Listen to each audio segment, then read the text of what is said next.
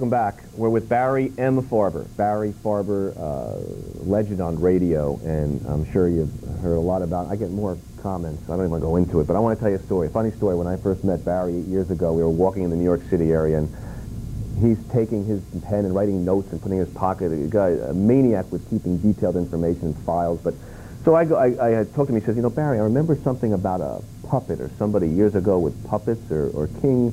What was the name? Hashua. I remember the name. And I said, okay, whatever. And I went home, and my father, who had listened to Barry Farber many years, he said, puppets, hold on a second. He goes downstairs, and he brings up this article. And this is an article. My father used to do puppet shows in Maplewood, where we grew up, and it was in the Newark Sunday News, which is not there anymore. And what happened was, when I showed this to Barry, is that he actually said, wait a second. There's a gentleman, and he goes in his file. He has something in his files where somebody 35 years ago sent him a copy of this. That's right. Right? Saying that... How old were you in that picture? It was 4 years old. Oh. And so it just blew me away, the fact that, you know, how small the world is, and we're not related at all. They ask if I'm related to you, and I just tell you, that first interview, I remember one thing you taught me, and talk about it, is we'll get into adversity, which I said I would, but you took notes of everything. And I don't have a tape recorder. I always record anything I see, my thoughts, ideas, because it can just disappear. Everywhere you were, you take a, hold on a second, Barry, you write this down. Talk about why people need to keep records like that. Well, because the mind is a very fickle muscle. And it's like a goalkeeper in hockey. You can catch most of what you're supposed to catch, but some things go zipping right between your legs, you know.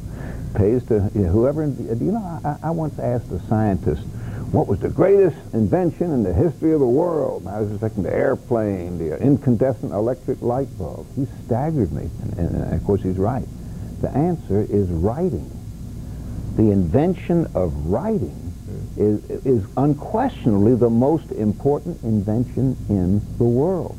The fact that you go to Stone Age savages on the banks of the Sepik River in New Guinea, and they are astounded that you can say something and write it and then look at it and read it. To them, that's much more magic than television or tape recording. Well, it's also the mind is seeing what you're putting down, and it's clarifying it versus somebody else doing it on a computer, whatever. You're physically taking that information and... Talk about adversity. Look, what, I would not apologize for making notes any more than I would apologize for seeing if I've got the right change and folding the bills and putting them in my pocket. You don't want to be a bill short, do you, whether it's a 1 or a 100. I want every one of those thoughts that I might use to my advantage in my hand in writing somewhere. And you keep a big file system. I want to, you know, obviously keeping records and your thoughts about going to sleep and having a restful sleep and forgiving people, but I think sometimes the show is about people who've had adversity in their lives, and for your success and what you've accomplished, I know there has to be some, otherwise that's... Well, Barry, I detest adversity. Yes, I couldn't make the football team because I was too thin and too slow and too cowardly, and with my nose I was always offsides. So I turned to wrestling, and you know, and there you only have to fight somebody your own size, you know. But looking back, who's kidding you? I'd have much rather been a football hero than a wrestler. We called the wrestling workout room the tomb of the unknown athlete. The girls never came and you know, melted down at the sight of a wrestler. It was the football players they were after. However, I've written a book now. I don't believe in adversity. I believe in learning from other people's adversities.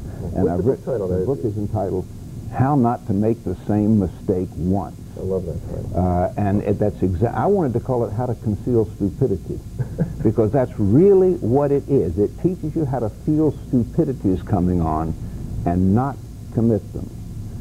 I'll just give you one example. I've got a very beautiful unmarried daughter, and she lives with me.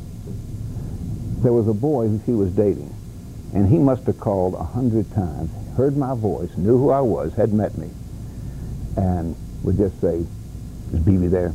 Is BB there? Is BB there?" Never once saying, "Hello, Mr. Farber, is that you? Hey, man, how you like those jets? How do you like..." You know what? I never once. A little rapport. Yeah, now, he wasn't after my heart. He was after my daughter's heart. He wasn't out to date me. He was out to date my daughter. My daughter is independent. She makes up her own mind. But if it ever did come to a family vote, this guy could not count on my delegation. We'll be right back. Don't go away. With Barry Farber right after this.